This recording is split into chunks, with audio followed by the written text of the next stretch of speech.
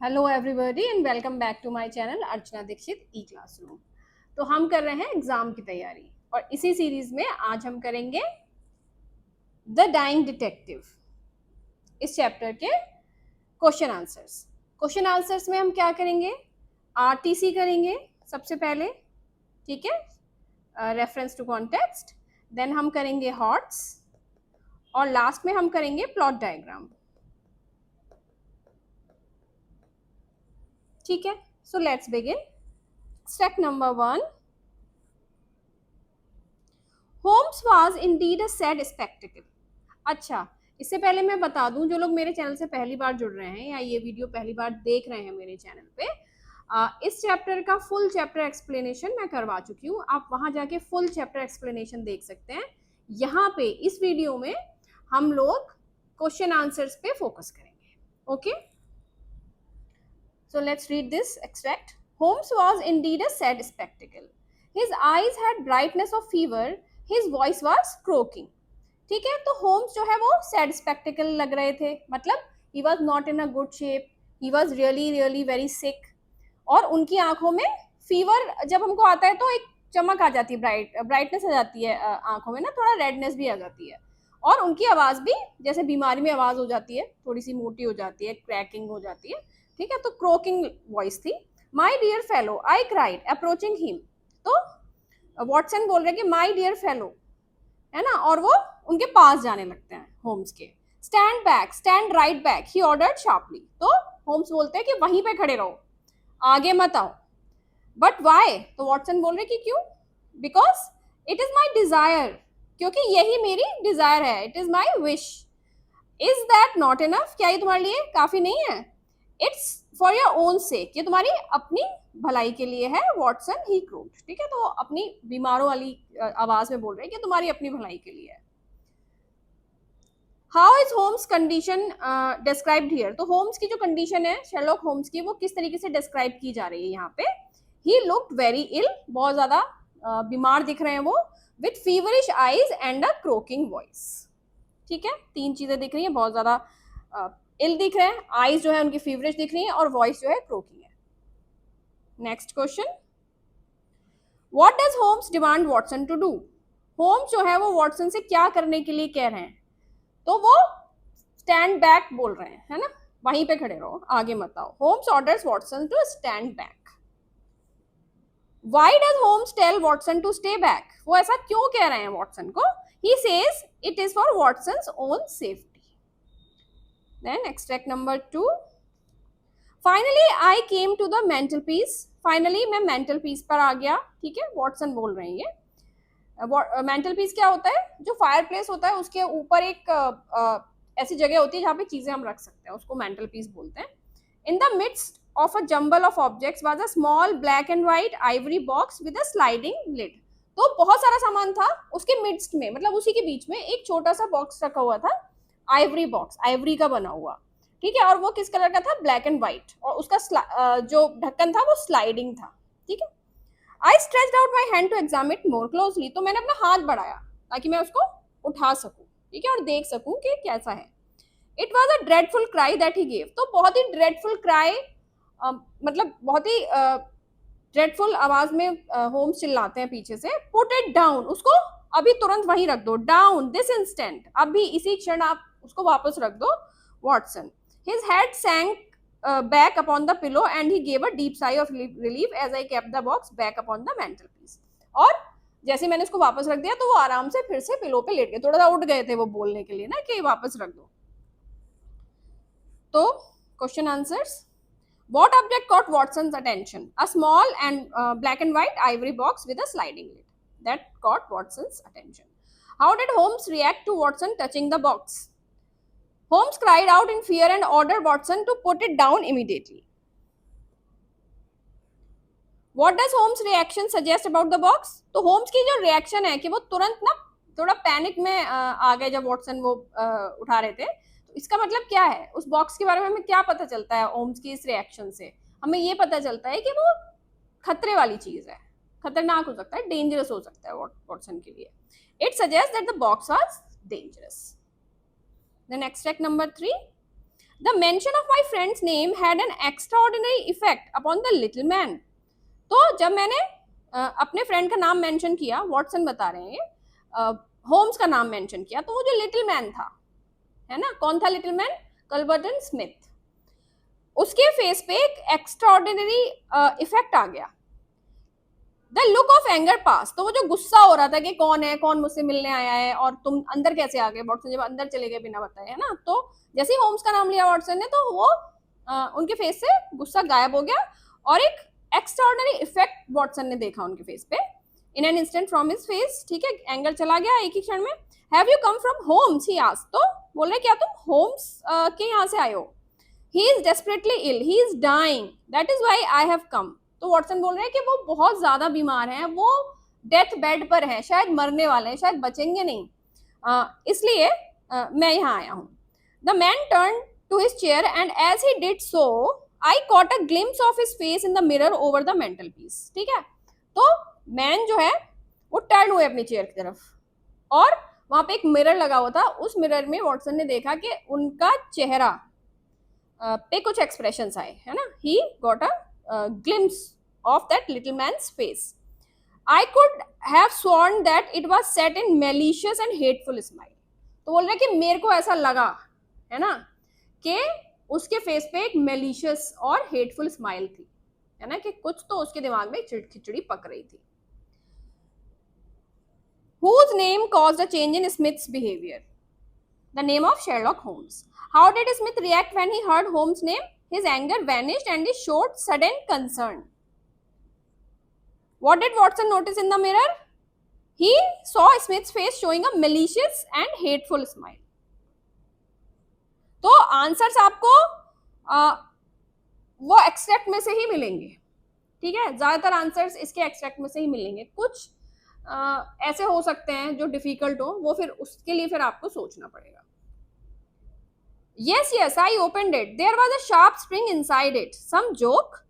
ठीक है, तो जब कल्वर्टन स्मिथ जो है वो होम्स को देखने आते हैं, होम्स के यहाँ, होम्स के घर पे, तो ये होम्स बोल रहे हैं कि हाँ हाँ मैंने वो छोटा बॉक्स के बारे में बात कर रहे हैं, आइवरी बॉक्स के बारे में, वो खोला था, उसमें एक शार्प स्प्रिंग थी। क्या ये किसी तरह का जोक था? ये जो आइवरी बॉक्स है ना, ये कल्वर्टन ने भेजा था इनको, होम्स को। इट वॉज नो जोक, तो कल्वर्टन क्या बोल रहा है कि कोई मजाक नहीं था। It was I who sent it, ये मैंने भेजा था।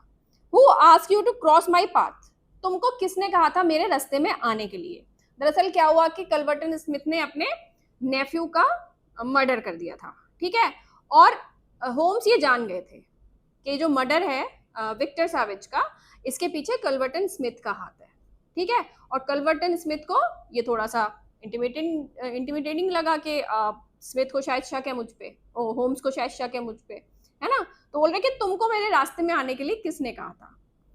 If you had left me alone, अगर तुम मुझे अकेला छोड़ देते, मेरे रास्ते में ना आते, मेरे जो मैटर्स हैं उसमें अगर अपनी टांग ना अड़ाते, I would not have hurt you, तो मैं तुम्हें हर्ट नहीं करता। I remember, Holmes gasped, the spring it drew blood, this box, this one on the table. तो होम्स बोल रहे कि हाँ मुझे याद है, इस बॉक्स में से एक स्प्रिंग आई थी और उसने पिंच करके ब्लड आ गया मेरा बाहर, है ना, ऐसे पिंच कर दिया। ये वाला बॉक्स है ना, ये इस टेबल पे जो रखा है, द वेरी वन। तो कल्वर्टन स्मिथ बोल रहा है कि हाँ यही वाला, and it may as well leave the room in my pocket, और वो अपने पॉकेट में उसको रखते हुए बोलते हैं कि ये तो अब यहाँ से मेरी पॉकेट में जाएगा। There goes the last shred of evidence, और लास्ट पीस ऑफ एविडेंस भी अब चला जाएगा। अब कोई नहीं जान पाएगा कि मैंने विक्टर सैवेज का मर्डर किया था और तुम्हारा भी मैंने ही किया है, ठीक है। अब वो सोच रहा है कि ये भी मर जाएगा, Sherlock Holmes. What object is Holmes talking about here? तो होम्स किस चीज की बात कर रहे हैं? He is talking about the ivory box, black and white ivory box with the spring inside. Who sent the box to Holmes? ये box Holmes को किसने भेजा था? कल्वर्टन स्मिथ ने भेजा था। Why does Smith want to take the box away? वो उस बॉक्स को वहां से क्यों ले जाना चाहता था Smith? Because it is evidence of his crime. ठीक है, ये एविडेंस बन सकता था उसके क्राइम का। Now fifth and the last one,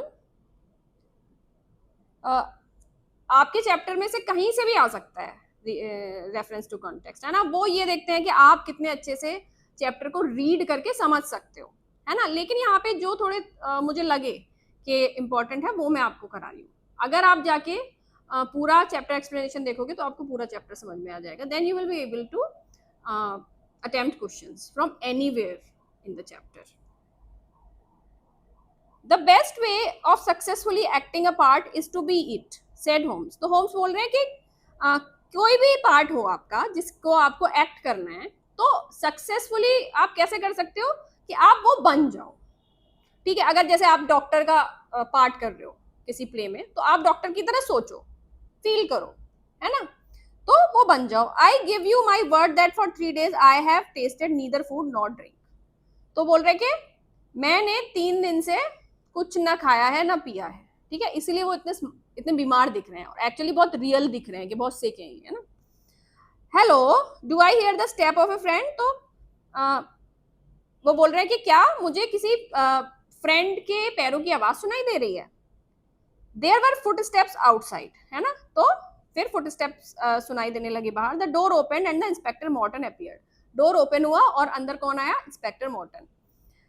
all is in order and this is your man, said Holmes. ठीक है, तो होम्स बोल रहे हैं कि सब कुछ सही है और ये आपका आदमी है जिसको आपको अरेस्ट करना है, क्रिमिनल है, और ये अपना क्राइम कन्फेस कर चुका है। ठीक है, और इसका विटनेस कौन है, वॉटसन है, जिसको कि होम्स ने अपने बेड के पीछे छुपा के रखा हुआ था। What does Holmes reveal about his act of illness? Holmes ने क्या रिवील किया अपनी इलनेस के बारे में। He reveals that he was only pretending to be ill. वो बताते हैं कि मैं केवल नाटक कर रहा हूँ, प्रिटेंड कर रहा हूँ, ठीक है, रियलिटी में इल नहीं हूँ। How had Holmes made his performance convincing? तो उनकी परफॉर्मेंस इतनी कन्विंसिंग क्यों लगी, वाकई वो बीमार क्यों लग रहे थे, ऐसा लग रहा था कि मरने वाले हैं। By not eating or drinking for 3 days. Who enters the room at this moment? Inspector Morton. ठीक है, हॉट्स आ गए अब। Higher order thinking skills with answer. इसमें क्या है कि इसमें आपको सोचना पड़ेगा, ये डायरेक्ट क्वेश्चंस नहीं होते हैं स्टोरीज में से। इसमें आपको एक सिचुएशन दी जाती है या किसी चीज को एनालाइज करने के लिए दिया जाता है। ठीक है, तो let's see. Why do you think Holmes pretended to be seriously ill instead of directly accusing Culverton Smith? अभी आपको सोचने के लिए बोल रहे हैं कि आपको ऐसा क्यों लगता है कि जो होम्स हैं उन्होंने ये पूरा नाटक रचा कि वो बहुत बीमार हैं, मरने वाले हैं, सीधे चले जाते और अक्यूज कर देते कि तुम ही ने मारा है विक्टर सैवेज को। तो अब आपको सोच के बताना है। Holmes needed proof of Smith's guilt. Holmes को एक्चुअली शक तो था कि इसने विक्टर सैवेज को मारा है, लेकिन उनके पास कोई सॉलिड प्रूफ नहीं था, है ना। और जो भी कानून होता है ना, लॉ होता है, वो प्रूफ मांगता है, तो उनको प्रूफ चाहिए था। By pretending to be ill he tricked Smith into confessing and attempting to remove evidence in the front of witnesses, है ना। तो जब उन्होंने प्रिटेंड किया तो उन्होंने ट्रिक कर लिया कल्वर्टन स्मिथ को कि वो अपना जो जुर्म है, अपना जो क्राइम है, उसको कन्फेस कर ले विटनेसेस के सामने। ठीक है ना, तो इसलिए उन्होंने ये पूरा नाटक, पूरा ट्रैप बनाया। What qualities of Holmes character are revealed in this story? तो होम्स के कैरेक्टर की कौन सी क्वालिटीज आपको यहाँ से पता चलती हैं, है ना। अब होम्स का कैरेक्टर स्केच भी आपको लिखने आ सकता है, तो कैरेक्टर स्केच में क्या क्या लिखते हैं, जो भी आपके पास उस इंसान के बारे में जानकारी अवेलेबल है उस स्टोरी से। ठीक है, उसकी फिजिकल अपीयरेंस, उसका मेंटल टफनेस, उसकी पर्सनैलिटी कैसी है, हार्ड वर्किंग है, लेजी है, ठीक है, वो गुड विटेड है, उसका ह्यूमर अच्छा है, इंटेलिजेंट है, ठीक है, ये सब चीजें उसमें आ जाएंगी। कहाँ रहता है, कैसा दिखता है, एज क्या है, ठीक है, तो वो सारी चीजें कैरेक्टर स्केच में आती हैं उस इंसान के बारे में जो भी जानकारी आपको अवेलेबल है उस स्टोरी के थ्रू, है ना। तो यहाँ पे होम्स के कैरेक्टर की कौन सी वो आपको दिख रही है क्वालिटीज। हिज इंटेलिजेंस, है ना, तो इंटेलिजेंस दिख रही है हमको।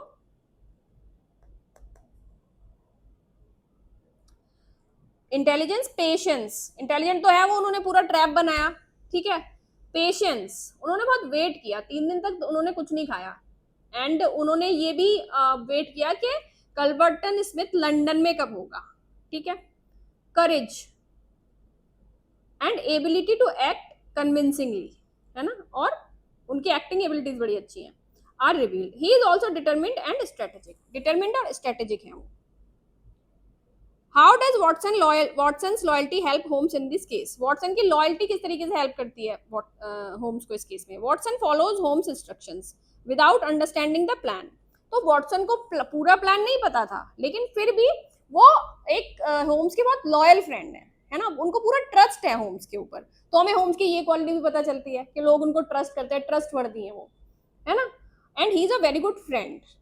तो वॉटसन जो है उनको प्लान का नहीं पता, लेकिन जो भी होम्स उनको इंस्ट्रक्शंस दे रहे हैं वो फॉलो किए उन्होंने। परसुएट्स स्मिथ टू विजिट, तो वॉटसन गए, उन्होंने स्मिथ को होम्स के यहाँ आने के लिए, विजिट करने के लिए परसुएट किया, मनाया।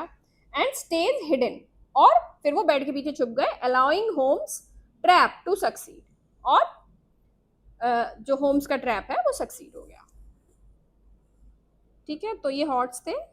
इसी तरह के हॉट्स आपको मिलेंगे और भी जो पॉसिबल है वो मैं आपको बता रही हूँ। इसी में से आपको आंसर्स मिल जाएंगे। अगर आप 5, 6, 7 हॉट्स भी कर लेते हो तो आपके ब्रेन में वो चीजें आ जाती हैं कि आपको कोई भी क्वेश्चन देंगे तो आप उसका आंसर दे सकते हो। What do you think? Why do you think Smith showed concern after his initial anger when Watson mentioned Holmes' name?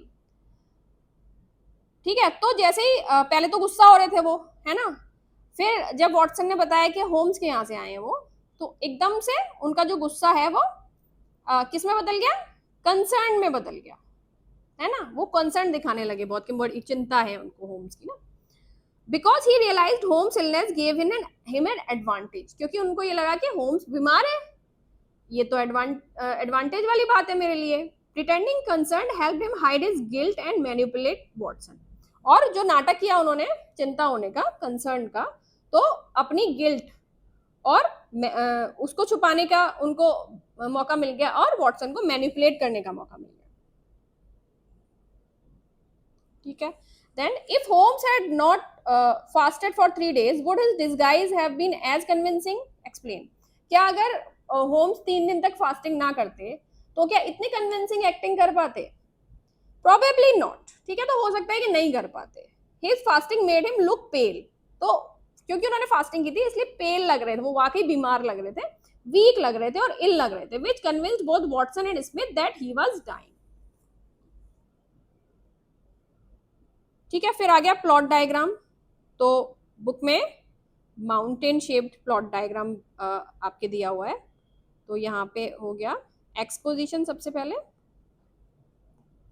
ठीक है, और this is exposition, this is climax, ठीक है, एंड यहाँ पे रिजोल्यूशन। एक्सपोजिशन मतलब क्या हो गया? सेटिंग एंड कैरेक्टर्स क्या क्या है इसमें। तो इस स्टोरी की सेटिंग क्या है और कैरेक्टर्स क्या क्या है इसमें, let's see. Holmes appears dangerously ill, setting क्या है कि होम्स है, होम्स अपने घर में बहुत ज्यादा बीमार हो गए हैं, from a mysterious tropical disease. ठीक है, उनको कोई ट्रॉपिकल डिजीज हो गई है जैसा कि वो कह रहे हैं, जो कि सुमात्रा से आई है। Watson is deeply concern, Watson बहुत ज्यादा कंसर्न है उनके लिए, and wants to fetch a doctor, और वो एक डॉक्टर को बुलाना चाहते हैं, जबकि जो होम्स हैं वो कह रहे हैं कि मुझसे दूर रहो और मुझे कोई ट्रीटमेंट नहीं चाहिए। देन आता है राइजिंग एक्शन। ठीक है, राइजिंग एक्शन मतलब जो चीजें, राइजिंग एक्शन जो चीजें हमें स्टोरी के पीक की तरफ ले जाती हैं, स्टोरी को डेवलप करती हैं। ठीक है, एक पीक आता है या क्लाइमैक्स बोलते हैं उसको, ठीक है, जहां से स्टोरी बदल जाती है, मतलब वहां से टर्निंग पॉइंट आ जाता है, उसको टर्निंग पॉइंट भी बोलते हैं क्लाइमैक्स को। ठीक है, तो उसकी तरफ बिल्ड करती हैं स्टोरी को, ऐसी घटनाओं को बोलते हैं राइजिंग एक्शंस, है ना। तो यहाँ देख लेते हैं क्या क्या राइजिंग एक्शंस है। होम्स रिफ्यूजेस ट्रीटमेंट, ठीक है, वो ट्रीटमेंट का रिफ्यूज करते हैं कि मुझे नहीं चाहिए। Ask Watson to bring Culvert and Smith, वो बोलते हैं कि कल्वर्ट एंड स्मिथ हैं, अगर तुम उनको ला सकते हो वो मेरा इलाज कर सकते हैं। And insist Watson hide when Smith arrives. Watson notices Holmes' strange behavior and his suspicion grows. ठीक है, then climax क्या है? Peak point, turning point. ठीक है, इस टर्निंग पॉइंट के बाद स्टोरी दूसरी दिशा ले लेती है, फिर वो एंड की तरफ जाती है। ठीक है, और एंड की तरफ ले जाने वाले जो एक्शंस होते हैं वो होते हैं फॉलोइंग एक्शंस, कंक्लूजन की तरफ जाती है स्टोरी। ठीक है, सॉल्यूशन निकल आता है प्रॉब्लम का। Culvert and Smith visits Holmes, ठीक है, तो टर्निंग पॉइंट क्या है कि कल्वर्टन स्मिथ आ जाता है होम्स के पास, होम्स को विजिट करने के लिए, उनको देखने के लिए। Believing he is dying, he confesses, और कन्फेस कर लेता है कि he killed Victor Savage and reveals that he sent Holmes the poisoned ivory box.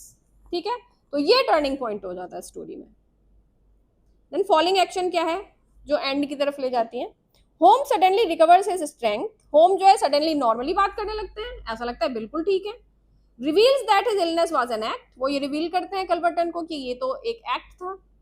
And signals inspector Morton to arrest Smith, और इंस्पेक्टर मॉर्टन को सिग्नल करते हैं कि वो अंदर आके स्मिथ को अरेस्ट कर ले।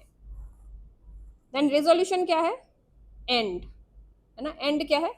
स्मिथ इज अरेस्टेड, ठीक है, स्मिथ अरेस्ट कर लिया जाता है for murder and attempted murder. Murder मतलब विक्टर सैवेज का तो मर्डर कर दिया जो उसके नेफ्यू थे, और अटेम्प्टेड मर्डर, अटेम्प्टेड मर्डर किसका?